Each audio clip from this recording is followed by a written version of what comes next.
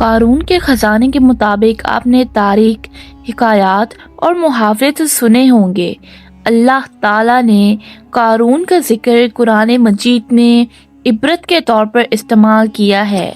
قارون کا قصہ اسلامی اور اسرائیلی دونوں روایتوں میں ملتے ہیں۔ یہ بنی اسرائیل کا تھا۔ یہ بنی اسرائیل کا وہ شخص تھا جس کے خزانے کی چابیاں 300 اونٹوں پر لد کر لے کے جایا کرتی تھی اور خچروں پر لادے جایا کرتے تھے، اور ہر کنجی چمڑی کی بنی ہوتی تھی۔ ایک خزانے کی چابی تھی۔ تاریخ انسانی میں شاید اتنی زیادہ دولت اور قوت اور کسی بھی انسان کو عطا نہیں کی گئی تھی۔ قارون حضرت موسیٰ علیہ السلام کے چچا یاسور کا بیٹا تھا۔ وہ انتہائی خوبصورت اور نیک تھا، تبھی بہت سے لوگ اس کو منور بھی کہتے تھے۔ قارون اپنی جوانی میں بہت نیک اور اچھا انسان تھا اور با اخلاق انسان تھا۔ نفس تورات کا بہت بڑا عالم دین بھی تھا اور قوم کے نیک لوگوں میں بھی شمار تھا، کیونکہ اس کی پرورش موسیٰ علیہ السلام کے سایہ عاطفت بھی ہوئی تھی اور وہ کتاب کا علم بھی جانتا تھا۔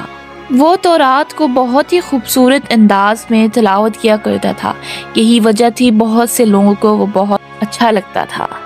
قارون شروع میں تو حضرت موسیٰ پر ایمان لے آیا، مگر بنی اسرائیل کو جب تتیوں سے نجات حاصل ہوئی تو وہ ان کے ساتھ مصر سے سرزمین موعود کی طرف روانہ ہو گیا۔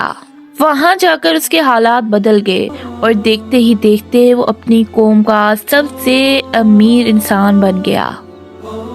اور قرآن میں اس کا ذکر یوں آتا ہے کہ بے شک قارون موسیٰ کی قوم میں سے تھا، پھر اس نے قوم پر زیادتی کی، اور پھر ہم نے اس کو اتنا خزانہ دیا کہ اس کی کنجیاں اٹھانا ایک طاقتور جماعت پر بھاری تھی۔ جب اس کی قوم نے اس سے کہا کہ اتراؤ نہیں، بے شک اللہ اترانے والوں کو پسند نہیں کرتا، اور جو مال تجھے اللہ نے عطا کیا ہے اس کے ذریعے سے تم آخرت کا مال، آخرت میں گھر بناؤ اور دنیا سے اپنا حصہ نہ بھول، اور احسان کر جیسے کہ اللہ نے تم پر احسان کیا، اور زمین پر فساد نہ پھیلا، اور بے شک اللہ فسادیوں کو پسند نہیں کرتا۔ جب زکوٰۃ کا حکم نازل ہوا تو حضرت موسیٰ نے قارون سے کہا کہ تم بھی زکوٰۃ دو گے، تو تب تو اس نے کہا ٹھیک ہے، میں اپنے مال کا 1000واں حصہ زکوٰۃ میں دے دوں گا۔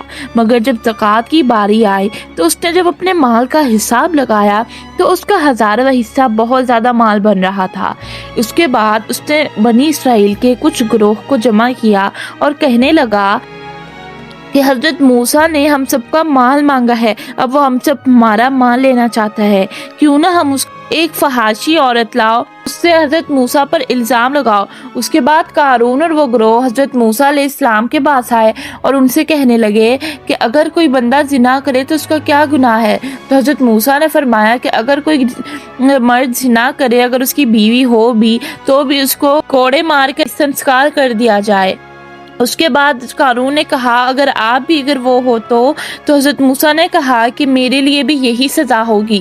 تو قارون نے اس لڑکی کو بلایا، اس لڑکی فحاشی عورت سے حضرت موسیٰ علیہ السلام نے پوچھا کہ میں اللہ تعالیٰ کی قسم کھا کر کہو کہ میں نے تمہارے ساتھ زنا کیا ہو یا تمہیں ہاتھ بھی لگایا ہو؟ تو وہ حضرت موسیٰ کے جلال سے ڈر گئی اور فوراً سجدے میں گر پڑی اور رو رو کر کہنے لگی کہ قارون نے مجھے بہت بڑی رقم دے کر لالچ میں ڈال دیا، جبکہ ایسا کچھ نہیں ہے۔